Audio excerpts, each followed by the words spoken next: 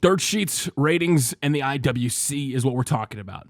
Before we get into that, guys, I want to thank you so much, man. I stopped doing these videos last year because I felt that they were too easy, or I can't really explain it. I'll make a video eventually talking about that, but I want to thank you guys so much for the support. Like the last 6 videos I've done, I've had like 50 to 100 comments, actually constructive comments, not just, hey, nice video. Like people taking the time to write a paragraph out. I've taken time to read those, and I haven't read comments in a long time because reading comments is often like horrible because it's just people complaining.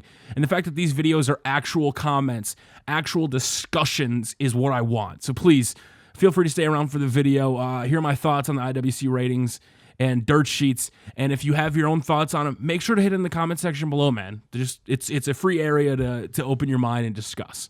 Just like if you are open your mind and you want to get a WrestleCrate and you're saving 10% with code Tubby, save that 10%. Why would you pay full price? You can use that code at WrestleCrate.com. Tubby saves you 10%. But let's jump into it. So ratings. Every time I make this statement, people freak the hell out when I say ratings don't matter. And I realized when I make these videos or comments, I never clarify what I mean by that when I say ratings don't matter, because obviously ratings are huge. TV ratings are what gets a show canceled, extended, renewed, put on hiatus, etc. What I mean when I say ratings don't matter is week-to-week ratings. The last 3 weeks have been the perfect example of it.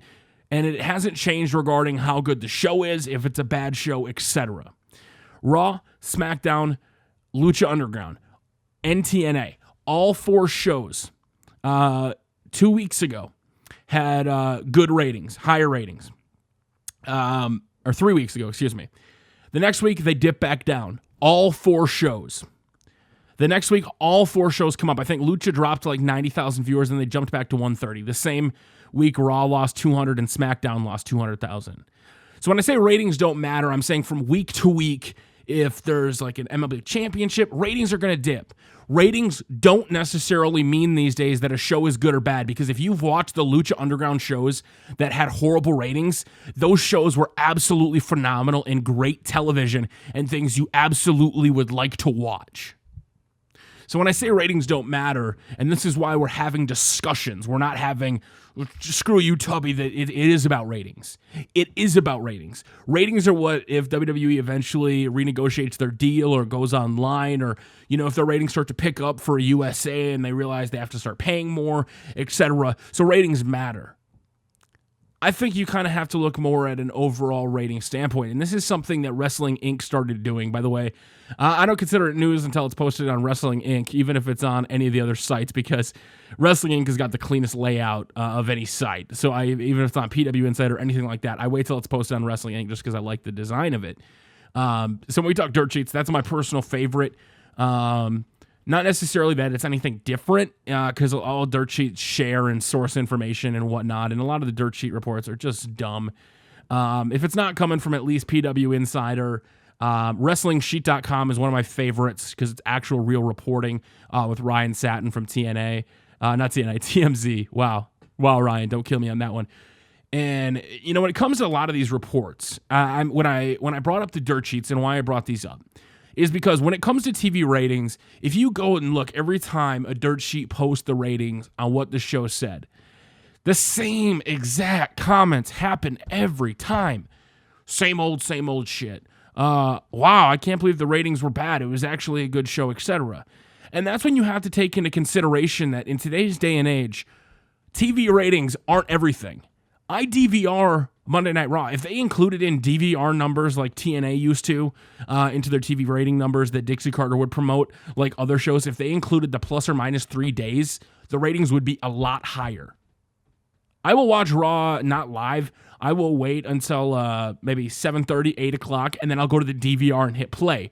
Because I'm watching from the DVR, that doesn't include a live view. And I know it's based on Nielsen numbers, not my actual viewing habits, but you know what I mean. So when you think about it and you think of how ratings are, the reason I bought up Wrestling Inc., and I don't know if other dirt sheets are doing this, I just noticed it on Wrestling Inc., they started posting YouTube numbers. And you're telling me, what do you mean they're posting YouTube numbers? So every week after Raw, WWE uploads clips or videos. And they started posting the actual Raw numbers, Sean Ross Sapp. And the raw ratings that I want to go over for the YouTube rankings for the 5-9 show from the past week. The Family versus the Club had 2.4 million views. Ambrose Destroying the Jacket had 2 million.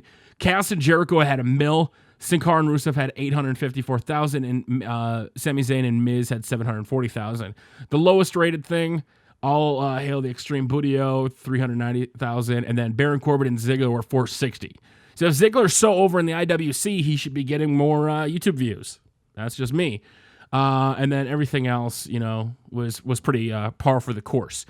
But when we start looking at ratings from now on, WWE doesn't necessarily have to only focus on that USA Network rating. They already have the contract with USA. That can fluctuate. Where WWE grows is in YouTube, in Twitch, in social, in, why did I say Twitch? I actually said Twitch like they were live streaming on twitch.tv. See, that's what happens in these videos. These discussions I don't do retakes. I give out my honest thoughts. And you look at the ratings from Hulu, all these sources, not just, oh God, look, so Raw only got 3.2 million viewers. It was a horrible show. Okay, 3.2 million watched on TV, but 2.4 million views happened between the Family and the Club. Almost as many people that watched the show. Now, views on YouTube, I can refresh the page and I get like 50 views myself. I get it. I don't look at that as the end all be all, just like I don't look at Nielsen as end all be all, because ratings are based on a certain amount of people who have boxes in their house. So when people bring up ratings to me constantly and say ratings are everything, I'm like, they are, but the metrics of the ratings are more important. One of the big things that WWE touts a lot is the amount of tweets, the amount of social interaction that also came with. If there's 3.4 million people watching, but there's 100,000 people talking about it on Twitter, that's a new social metric. It's like we talk a lot about, and this is where if you're in this part of the video, man, you would know that my past sponsorships deals that I worked with, like G Fuel, I only promote stuff that I use or like or have an interest in. G Fuel I promoted for 3 years. I had a bunch of sales. You guys supported it, and I love G Fuel. It came in my life that after a couple months of not drinking it, I started drinking Monster Low Carb. To this day, I still do, but Monster won't sponsor me. And so I told you guys, and I made a video saying, listen, I'm not going to promote G Fuel anymore. I just don't drink it. That's me, right? WWE doesn't necessarily have to do any of that, right? They have all these like promotional deals, and I thought one of the good things they did was Up, Up, Down, Down did the Pizza Hut commercial, and I thought it did great. You have Up, Up, Down, Down now on YouTube that hit 500,000 subs gaming-wise in less than a year. That's another metric for WWE. Sure, you have 340,000, 3.4 million watching on TV, but then if you factor in all the channels, in the YouTubes, the Hulus, the Up, Up, Down, Downs with Xavier Woods and Murpho and all those guys, and the reach of the WWE superstars. The other day, they did a No Way Day campaign for No Way Jose in honor of him, and so many NXT superstars and superstars changed their profile picture to No Way. And that's the kind of things that WWE can capitalize on, because they can go to companies and they say, well, advertisers aren't going to want to pay if their ratings keep dipping. Advertisers right now are paying for impressions. A big part of it is impressions. Based on, like, if I put out a tweet that says hashtag sponsored, which I haven't done because, let's be honest, nobody follows me on Twitter. You should, at Tubby Emu. Well, a lot of people follow me on Twitter, but there's a lot of dead followers on Twitter. But there's so many campaigns. It's like you see all these sports athletes that tweet out stuff, and the reach of WWE on social media platforms and everywhere help basically offset the ratings in a way. There's money in it. If WWE is losing money on certain things, they're making money or from campaigns or things elsewhere based on social outreach, because social outreach is huge.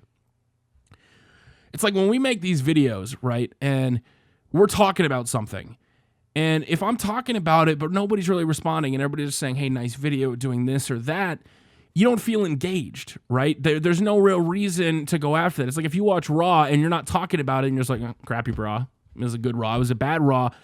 That's an issue for advertisers. You're not really talking about it. You're not promoting it. You're still watching it so the ad impressions are there, like when you watch commercials. But I DVR, so I don't watch commercials. I still don't know how networks are paying so much or advertising companies are paying so much for ads. When you got things like YouTube who are releasing 6-second ads, like Vine ads, instead of videos, instead of like a 30-second or a minute or skippable ads. So we talked about those. Now, when I brought up the dirt sheets, that also brings up the IWC. Because here's the thing. In these discussions that we are having, most of us, I would consider our members of the IWC. We're on the internet. That's just a plain fact. But the reason that we either like, oh, it fucking sucks or this or that is because we care. There's that love for professional wrestling. There's that love for what we grew up with, the Attitude Era. There's love for, what it could be, what it should be, what it used to be. A lot of things used to be. Some of my favorite TV shows, I went back and watched them, and things I thought were great as a kid really weren't that great.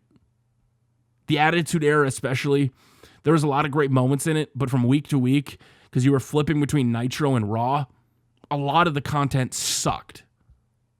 Let's be real here. A lot of the stuff from the Attitude Era sucked.